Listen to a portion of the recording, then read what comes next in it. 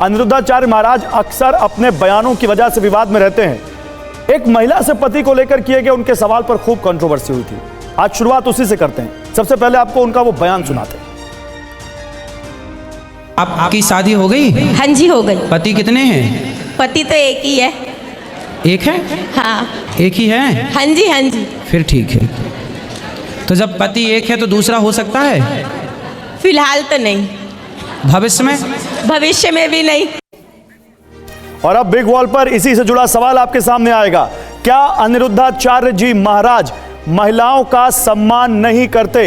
ये सवाल आपके सामने देखे। ये महिला से जो उन्होंने सवाल पूछा, उसके बाद एक सवाल है, क्या अनिरुद्धाचार्य जी महाराज महिलाओं का सम्मान नहीं करते? सबसे पहले तो आपको इसी सवाल का जवाब देना अनिरुद्धाचार्य जी। आप महिलाओं से पूछते हैं कि आपके पति एक हैं, दूसरे भी हो सकते हैं। आप उसके आगे भी तो सुनते, हल्का सा उसके आगे ही उसका उत्तर था। एक्चुअली क्या हुआ था, गौरी गोपाल आश्रम में एक प्रश्नोत्तरी चलती है। कोई भी भक्त आते हैं, प्रश्न कर सकते हैं। तो एक महिला ने मेरे से प्रश्न किया कि क्या फलाने बाबा भगवान हैं, क्या हम उन्हें अपना भगवान मान सकते हैं? तो हमने कहा कि भाई, क्या आप किसी को भी अपना पति मान सकते हैं? आपके पति कितने हैं? उन्होंने कहा एक। हमने कहा भविष्य में दो हो सकते हैं? नहीं। हमने कहा जब भविष्य में भी दो पति नहीं हो सकते, फिलहाल एक ही है और सारी ज़िंदगी एक ही रहेगा, तो फिलहाल में और भविष्य में भगवान एक ही थे, एक ही ना रहेंगे? भगवान दो कैसे हो जाएंगे? आप नहीं, किसी को भी उसमें जो आपने सवाल पूछा वो ऐसा लगा जैसे उन महिला के लिए वो अपमानजनक है। ना, ये ऐसा लगा कि आपने उनके कैरेक्टर पर सवाल उठा दिया। ये तर्कशास्त्र, ये जब पढ़ेंगे तो तर्कशास्त्र आप पढ़ेंगे। तर्कशास्त्र में क्या होता है, जैसे आपने हमसे कोई सवाल किया तो हम आपके प्रश्न का उत्तर तर्क से ही देंगे, क्योंकि तर्क से दिया गया उत्तर ज़्यादा समझ में आता है। अब कोई आपसे प्रश्न कर रहा है कि भाई क्या हम किसी को भगवान मान लें, जबकि हमारे सनातन धर्म में एक भगवान, एको ब्रह्म द्वितीयो नास्ति।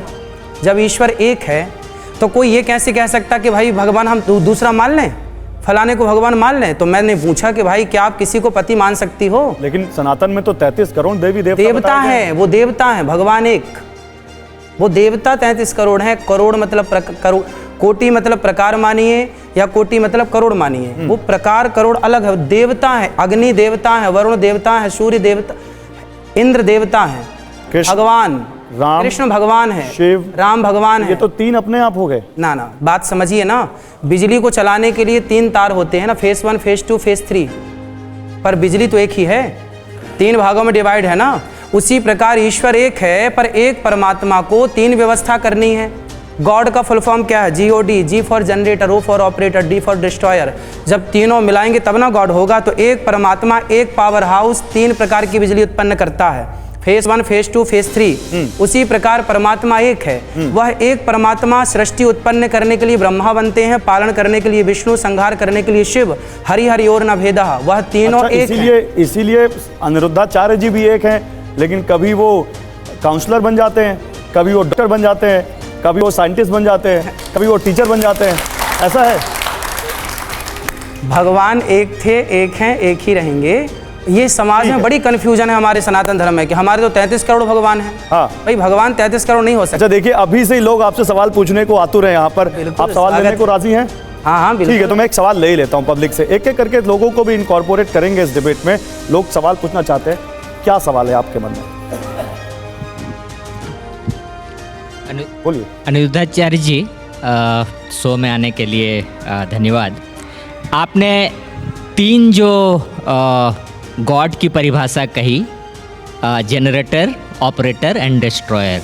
मैं जनरेटर से संबंधित सवाल पूछ रहा हूँ। ऋग्वेद को आप सनातन तो मानते होंगे? बिल्कुल, वेद हमारे सनातन हैं जी।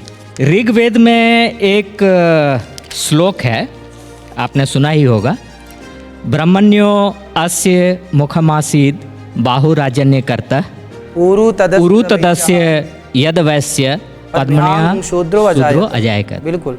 तो इसका क्या मतलब है वो भी बता दीजिए। मुखमासीद बाहु राजन्यः कृतः उरु तदस्य यद वैश्यः पद्भ्यां शूद्रो अजायत। जी, ये श्लोक है। तो इसका मतलब ये है कि हमारे क्रिएटर ने ही हमें 4 भागों में बांट दिया गया व्यवस्था के लिए। व्यवस्था के लिए। तो जो आज के शूद्र हैं, जो व्यवस्था, आज शूद्र हैं कि नहीं है? बिल्कुल है ना। आज आप मानते हैं कि कुछ लोग शूद्र चार हैं? भाग है ना, ब्राह्मण, हाँ। क्षत्रिय, वैश्य, शूद्र, ये चारों व्यवस्थापक। वो उनके पैरों से, क्रिएटर के पैरों से पैदा हुए हैं, किनके? ब्रह्मा जी के। बता रहे हैं, श्लोक का अर्थ समझिए। भगवान के मुख से ब्राह्मण, भुजाओं से क्षत्रिय, जंघा से वैश्य, ऊरु तदस्य जदवैश्याः पदभ्यांगुं शूद्रो अजायत, चरणों से शूद्र। अब बताइए कि हमारे चरण यदि हमसे अलग कर दिए जाएं तो क्या हम परिपूर्ण हैं?